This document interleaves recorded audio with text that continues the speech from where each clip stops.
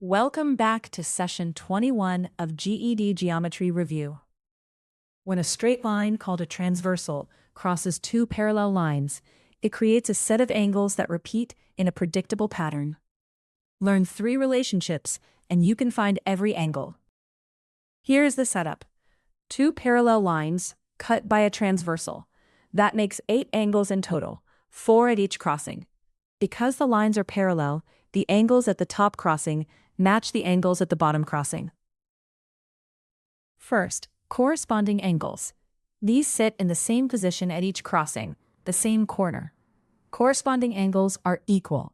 If one is 65 degrees, its corresponding partner is also 65. Second, alternate interior angles. These are between the two parallel lines, on opposite sides of the transversal. Alternate interior angles are also equal. Third, same side interior angles. These are between the lines on the same side of the transversal. These are not equal. Instead, they add up to 180 degrees. Let's use that last one. Two same side interior angles are 70 degrees and x. Because they add to 180, x is 180 minus 70, which is 110 degrees. The common mistake is treating every pair as equal.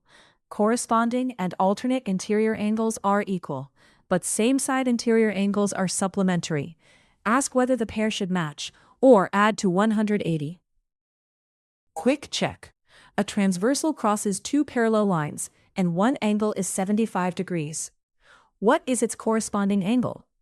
Corresponding angles are equal, so it is also 75 degrees. To recap, with parallel lines and a transversal, corresponding angles are equal, alternate interior angles are equal, and same-side interior angles add to 180. Decide match or add, and you are done. Great work!